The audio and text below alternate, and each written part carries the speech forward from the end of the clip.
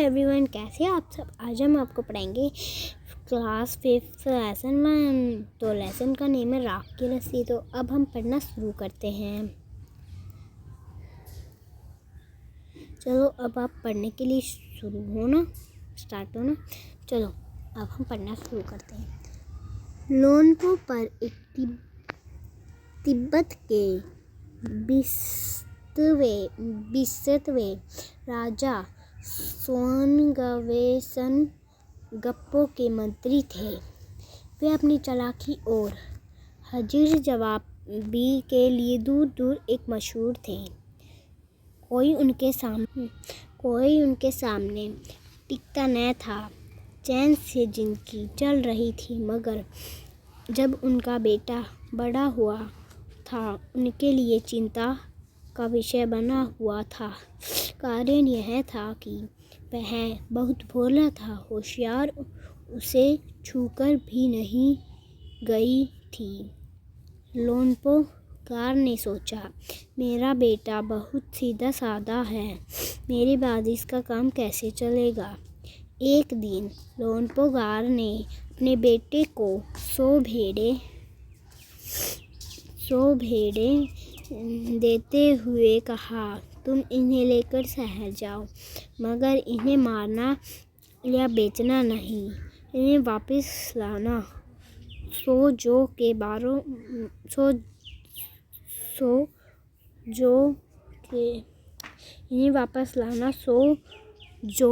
बोरों के साथ, वरना मैं तुम्हें घर में नहीं घुसने दूंगा। इसके बाद उन्होंने बेटे को शहर की तरफ रवाना किया। लोनपो गार का बेटा शहर पहुंचा, मगर इतने बोरे जो खरीदने के लिए उसके पास रुपए ही कहाँ थे। वह एक समस्या पर सोचने विचारने के लिए सड़क किनारे बैठ गया, मगर कोई हल उसकी समझ में नहीं आ रहा था। वह बहुत दुखी था। तभी एक लड़की उसके सामने आ खड़ी हुई। क्या बात है, तुम इतनी दुखी क्यों हो। लोनपो गार के बेटे ने अपना हाल कह सुनाया। इसमें इतना दुखी होने की क्या बात नहीं, चुप रह, मैं इसका हाल निकाल देती हूँ। इतना कहकर लड़की ने भेड़ों के बाल उतारने और उन्हें बाजार में बेच दिया। जो रुपए मिले उनसे 100 बोरे खरीदकर उसे घर वापस भेज दिया। लोनपो गार के बेटे को लगा कि उसके पिता बहुत खुश होंगे, मगर उसकी आप बीती पर उन्हें ध्यान नहीं दिया।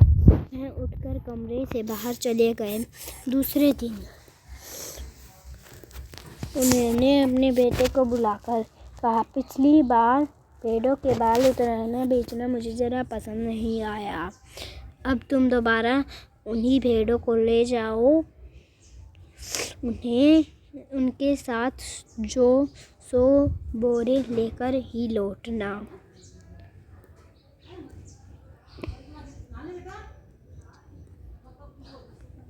एक बार फिर नरीश लोनपो गार का बेटा शहर में उसी जगह पर जा बैठा। न जाने क्यों यकीन था कि वह लड़की उसकी मदद करने के लिए जरूर आएगी, और हुआ ऐसा ही। वह लड़की आ गई। उसने अपनी मुश्किल कह सुनाए। अब तो बिना जो के 100 बोरे मेरे पिता मुझे घर नहीं घुसने देंगे। लड़की सोचकर बोली, एक तरीका है, उन भेड़ों के सींग काट लिए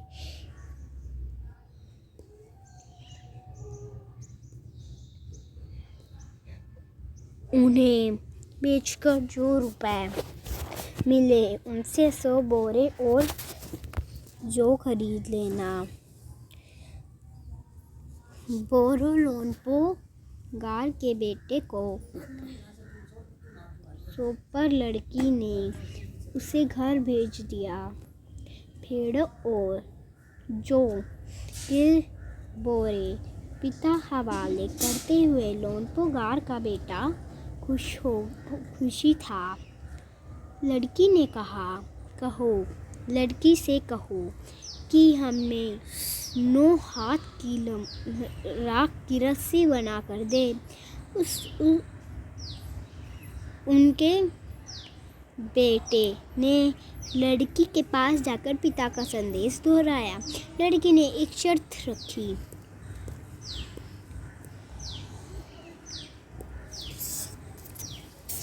मैं रस्सी बना दूंगी मगर तुम्हारे पिता वह गले में पहननी होगी। लोनपो गार ने सोचा ऐसी राख की रस्सी असंभव है, इसलिए लड़की की शर्त मंजूर कर ली। अगले दिन लड़की ने 9 हाथ की लंबी रस्सी ली, उसे पत्थर से सिर पर रखा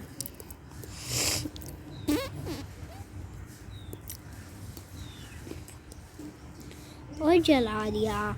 रस्सी जल गई मगर रस्सी के आकार से राख बच गई। इससे वह सिल समेत लोपोनो गार के पास ले गई। उसे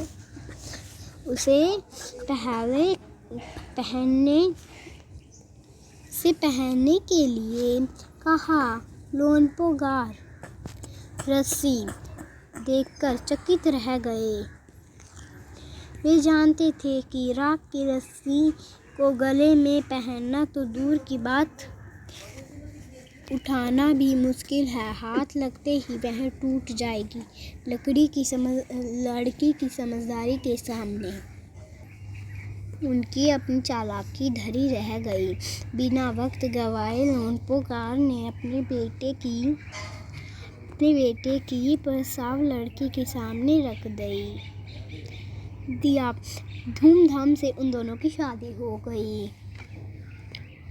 तो दोस्तों देखो, आपने आज का लेसन पढ़ा ना, तो आपको आज का लेसन कैसा लगा? अच्छा लगा ना? तो देखो ये आदमी है, ये हरदम यहाँ पर जो है आके बैठ जाता। देखो यहाँ पर आके बैठ जाता है एक पत्थर के ऊपर, और इसकी बेटी यहाँ पर इसके साथ रहती। और ये लड़की इससे ऐसे बता देती कि तुम इसके बाल कटवा के भेज दो, सींग कटवा के भेज दो, इसलिए ये इसे बता दी। और फिर इन दोनों की शादी हो गई। क्या हो गई? फिर इन दोनों की शादी, है ना? फिर आपने पढ़ा होगा ना अभी कि राजा ने इन दोनों की शादी का प्रस्ताव रख दिया, इसलिए इन दोनों की शादी हो गई, वेडिंग, इसलिए इन दोनों की शादी हो गई। तो दोस्तों आज का लेसन हमारा ख़त्म हुआ।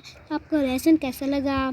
तो अगर आपको लेसन अच्छा लगा तो हमारी वीडियो को लाइक, शेयर, कमेंट ज़रूर कीजिए। धन्यवाद।